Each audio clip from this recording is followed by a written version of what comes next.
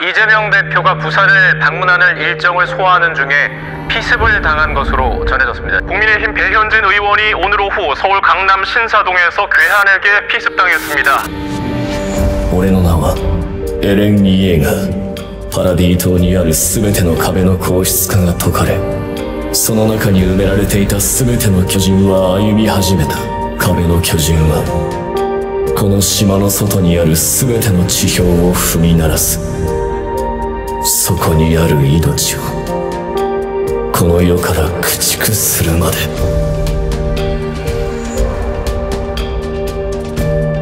あんたは僕の本当の家族だ。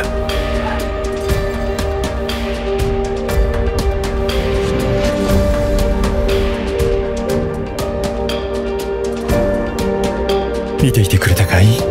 シャーレー、今度もまた殺したよ。父さんと同じように殺したよ。君の時みたいなヘマはしなかった。僕は大勢の人を救ったよ。ナタリアが着陸に成功してしまったらどれだけの死人が出るかわからない。彼女の犠牲でそれは防げるんだ。だからシャーレー、僕は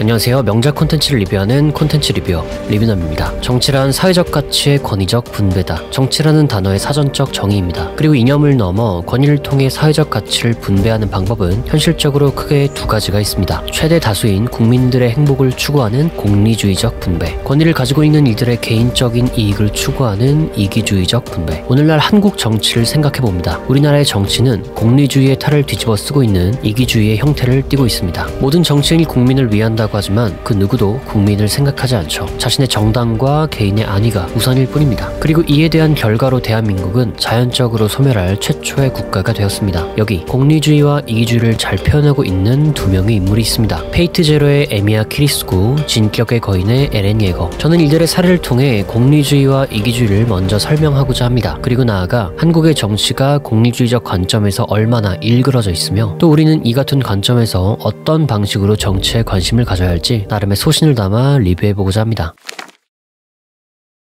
공리주의란 최대 다수의 최대 행복을 추구하는 개념입니다. 그리고 여기 이를 가장 잘 보여주는 한 애니메이션의 캐릭터가 있습니다. 그의 이름은 에미야 키리스구. 그는 어렸을 적 잊을 수 없는 한 사건을 겪었습니다. 자신이 좋아하던 소녀를 죽이지 못해 마을 사람들 모두가 죽어버린 이야기. 이에 그는 자신을 자책하기 시작합니다. 그리고 다짐합니다. 최대한 많은 사람들이 행복해야 한다. 이를 위해 소수는 희생되어도 괜찮다. 이에 그는 사건의 원흉이 되었던 아버지마저도 죽이고 더 많은 사람을 살리기 위한 삶을 시작하게 됩니다. 부모가 없는 자신을 거둬준 스승도, 가족의 연을 맺게 된 이들도, 그리고 자신의 목숨까지도 더 많은 사람들을 살리기 위해 기꺼이 내어놓습니다. 이것이 그가 생각하는 정의입니다.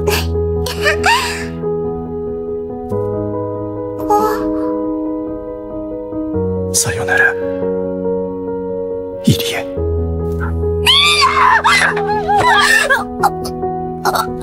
あなた、どうして60億の人類と家族2人。僕は死ぬまで君を殺してやる。世界を救う。 그리고 여기 이와 완전히 반대의 사상을 가진 한 소년이 있습니다. 에렌 예거. 그는 자신이 사랑하는 사람들을 지키기 위해 존재합니다. 이 과정에서 인류의 80%가 학살되어도 상관없습니다. 그저 자신이 그토록 원하던 자유를 쟁취하기 위해, 자신이 사랑하는 이들을 살리기 위해 에렌은 자신을 등진 세상에게 끝까지 이기적으로 행동합니다.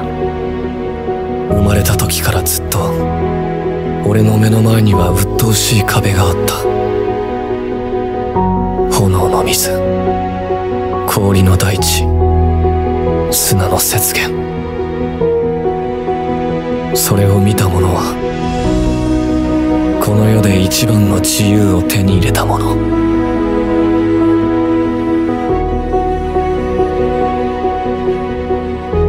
これが自由だ。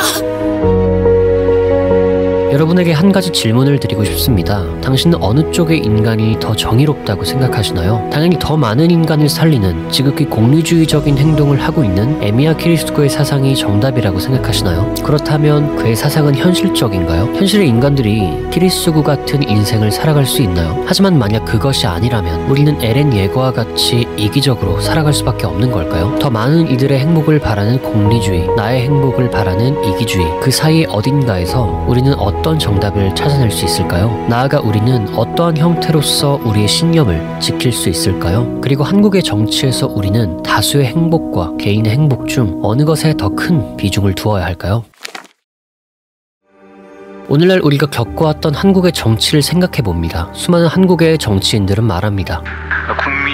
국민을 위한 정치를 한다는 공통점을 더 크게 보고 우리 국민들께 희망도 드리고 국가의 미래에 대해서도 정치를 국민들이 걱정하시지 않도록. 사실 이들의 발언은 겉으로는 절대 다수의 국민을 위한다는 공리주의적 성격을 띠고 있는 것처럼 보이기도 합니다. 하지만 그 실상은 내 편인 국민들만을 위하겠다는 이기주의적 발언입니다. 그리고 이 같은 내 편만을 위하는 정치는 또 하나의 폐해를 낳습니다. 차악투표. 당신은 어떤 정치인을 뽑을 때 이 사람의 정책이 좋다라고 생각해서 뽑은 적이 있나요? 거의 없거나 있다고 해도 손에 꼽을 것입니다. 왜? 애초에 모든 선거운동의 형태가 정책의 비교보다는 서로를 헐뜯으면서 오기 때문이죠. 그래서 투표에서도 누군가를 뽑을 때 이 사람이 좋아서 뽑기보다는 저 사람은 안 된다가 더 큰 이유로 작용합니다. 저출산 1위, 자살률 1위와 같은 국가의 소멸이 다가온 시점에서, 그리고 기존의 정치가 이 같은 사회 문제들에 대해 명확한 대안을 제시하지 못했다는 점에서 더 이상 이런 형태의 정치가 이뤄져서는 안 된다고 생각합니다. 상식적인 선에서의 논의가 발전적이고 실용적인 차원에서의 정책이 필요합니다. 그리고 이 같은 한국의 정치가 발전하기 위해서 가장 먼저 바뀌어야 할 대상은 아이러니하게도 당신입니다.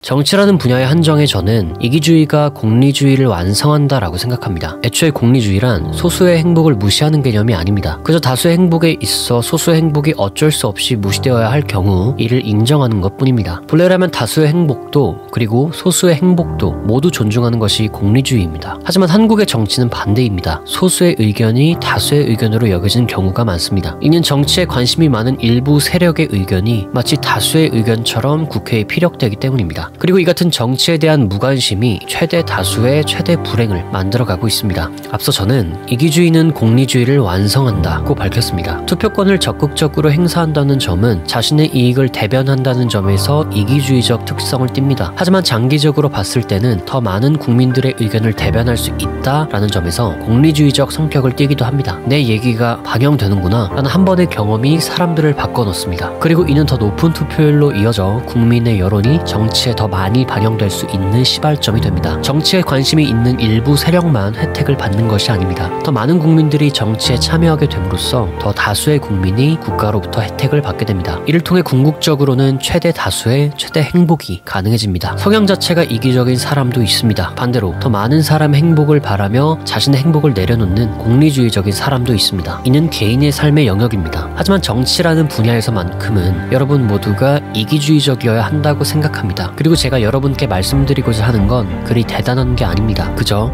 투표하셔야 한다는 겁니다. 대단한 방법으로 당장의 정치를 뒤엎을 수 없습니다. 수많은 세월에 걸쳐 정치와 유착되어 버린 한국의 시스템을 여러분이 당장에 바꿀 수 없습니다. 하지만 하나만큼은 확실히 할 수 있습니다. 당신의 투표권을 행사하는 겁니다. 국가에 외치는 겁니다. 내가 여기 있다고요. 이 같은 당신의 작은 행동은 나비의 작은 날갯짓이 되어 큰 태풍을 일으킬 겁니다. 곧 총선이 시작됩니다. 당신의 이익을 위해 투표하세요. 그것이 이 나라에 더 큰 행복을 가져다 줄 것이며 나아가 당신에게 더 큰 혜택을 가져다 줄 것입니다. 그리고 정치에 참여하지 않는 당신이야말로 진정 이기적인 사람일 것입니다.